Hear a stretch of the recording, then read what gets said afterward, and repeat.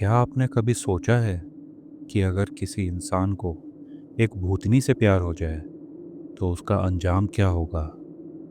कहते हैं इंसान और आत्मा का रिश्ता कभी शुभ नहीं होता।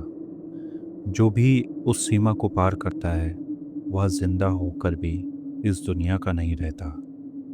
आज की कहानी है विक्रम की। एक ऐसा लड़का जिसने अपने जीवन का सबसे बड़ा फैसला प्यार में लिया, लेकिन उसे ये नहीं पता था कि जिस लड़की को वो अपने दिल दे चुका था वो इस दुनिया की थी ही नहीं।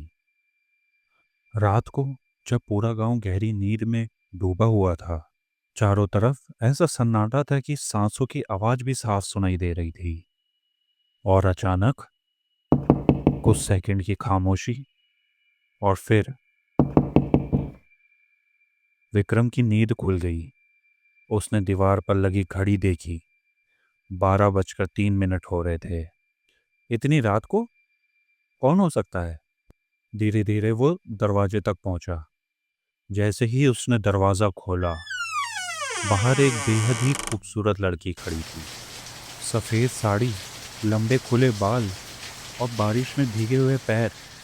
उसने धीरे से कहा, क्या मैं अंदर आ सकती हूँ? उसकी आवाज इंसानी कम और किसी गुफा में गूंजती फुसफुसाहट जैसे लग रही थी।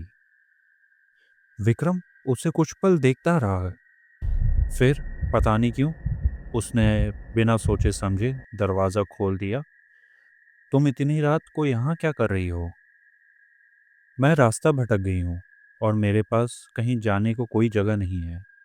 उसकी आवाज़ सुनते ही विक्रम का तो दिल पिघल गया। उसने पानी दिया और आराम करने को कहा, लेकिन विक्रम को एक बात परेशान करती रही पूरी रात। उस लड़की के भीगे हुए पैर से फर्श पर कोई निशान नहीं बने। सुबह जब विक्रम उठा, कमरे में कोई नहीं था। दरवाज़ा तो अंदर से बंद था, खिड़कियां भी बंद थी, लेकिन लड़की गायब थी। सिर्फ कमरे में हल्की सी चमेली की खुशबू थी और तकिया पर लंबे काले बालों का गुच्छा पड़ा हुआ था। अगली रात फिर वही। अब यह हर रात होने लगा था। वो आती, घंटों बातें करती, लेकिन जैसे ही मुर्गे की पहली आवाज सुनाई देती वो बिना कुछ कहे गायब हो जाती। और फिर एक दिन विक्रम ने पूछ ही लिया, तुम्हारा नाम क्या है? वो मुस्कुराई और बोली, दीक्षा। उसकी मुस्कान तो बहुत खूबसूरत थी, लेकिन उसके होठ मुस्कुरा रहे थे और आंखें नहीं। धीरे धीरे विक्रम उससे प्यार करने लगा। उसे लगता था जैसे दीक्षा के बिना उसकी जिंदगी अधूरी है। लेकिन उसी दौरान एक अजीब घटनाएं शुरू हुई। रात में घर के बाहर कोई औरत रोती सुनाई देती।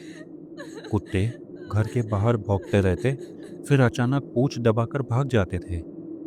गांव के मंदिर की घंटी हर रात अपने आप बजने लगी और विक्रम के शरीर पर बिना वजह नीले निशान बनने लगे। एक दिन बाजार में एक बूढ़ा तांत्रिक विक्रम के सामने आकर खड़ा हो गया। उसने विक्रम की आंखों में देखा, फिर कांपती हुई आवाज में बोला, जिससे तू प्यार करता है ना, वो जिंदा नहीं है। ये सुनते ही विक्रम को हंसी आ गई।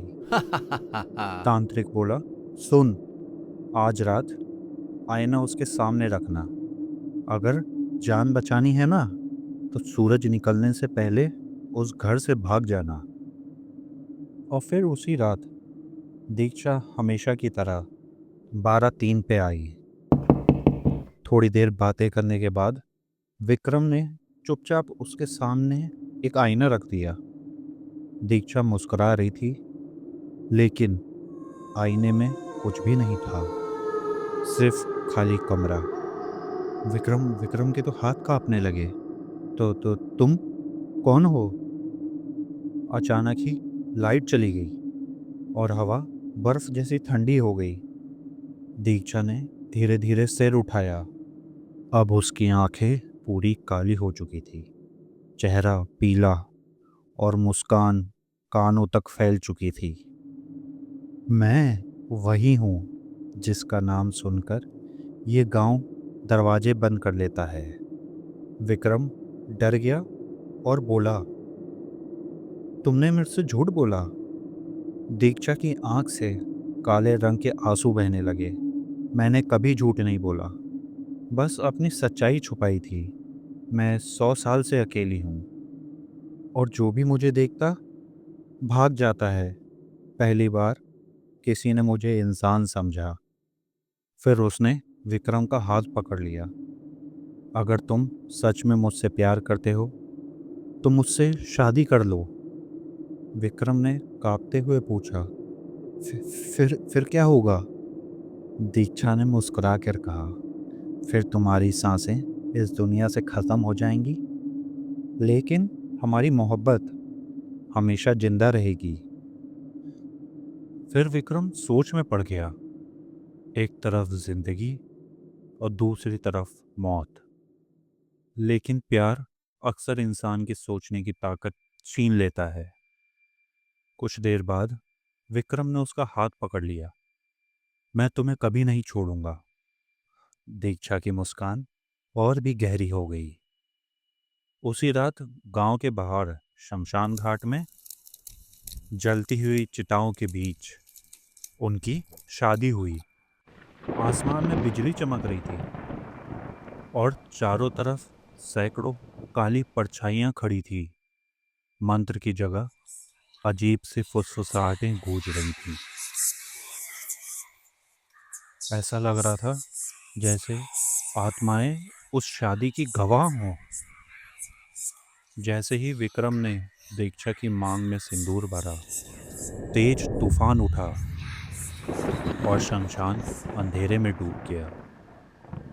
अगली सुबह गांव वालों ने विक्रम का दरवाजा तोड़ा तो बिस्तर पर विक्रम मरा हुआ था। चेहरे पर अजीब सी मुस्कान थी, लेकिन उसके गर्दन पर उंगलियों के निशान साफ दिखाई दे रहे थे। बिस्तर के पास एक दुल्हन की चुनरी रखी हुई थी और वो धीरे धीरे अपने आप हिल रही थी। और तभी सबने सुना, कमरे के कोने से एक औरत की धीमी हंसी आई। अब ये हमेशा मेरा है। कहते हैं आज भी हर रात ठीक 12:03 पर उस हर घर के दरवाजे पर दस्तक होती है। अगर कोई गलती से दरवाज़ा खोल दे तो उसे दो परछाइयां दिखाई देती हैं, एक विक्रम की और दूसरी उसकी दुल्हन की, जो आज भी किसी नए दूल्हे की तलाश में है। तो याद रखिए, अगर आधी रात में कोई अनजान लड़की आपके दरवाजे पर मदद मांगे तो दया दिखाने से पहले एक बार उसका परछाई जरूर देख लेना।